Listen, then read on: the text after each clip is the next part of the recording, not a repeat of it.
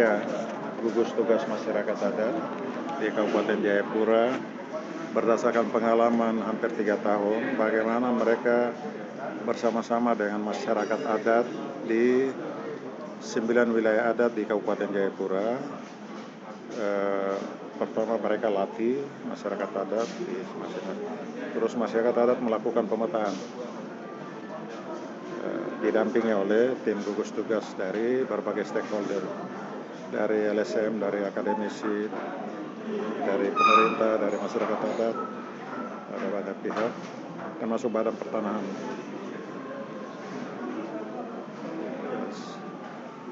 Hampir 3 tahun lah.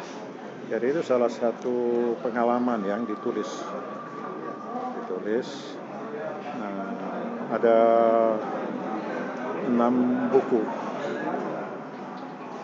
Tapi tujuannya adalah menghasilkan data spasial dan data sosial mengenai profil masyarakat.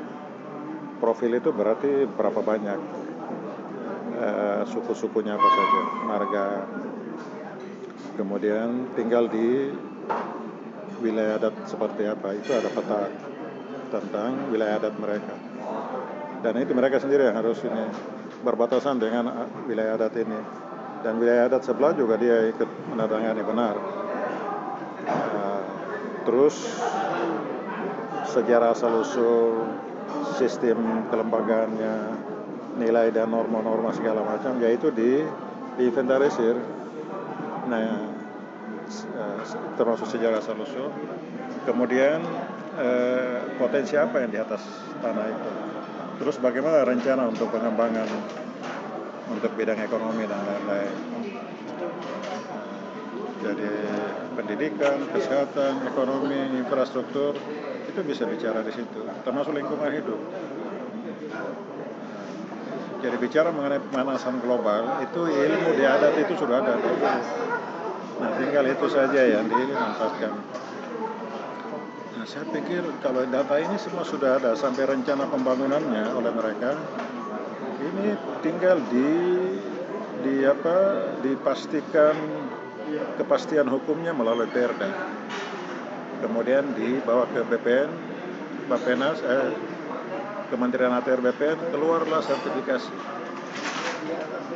berdasarkan komunal, bukan perorangan, tentang kepemilikan itu dengan semua yang sudah dihasilkan. Ini yang penting, ada kepastian hukum dan untuk masa depan mereka. Kalau ada investasi masuk, tinggal kerjasama saja. Tanah tidak perlu dijual, bagi hasilnya bagaimana. Anak-anak mereka bisa kerja di situ. Dia pergi kuliah jauh-jauh, kembali masuk situ. Kuliah juga harus sesuai dengan potensi itu, supaya dia merasa menjadi orang sejahtera, orang kaya, orang cerdas di wilayah adatnya sendiri. Tidak usah perlu kerja di kantor. Nah, itu yang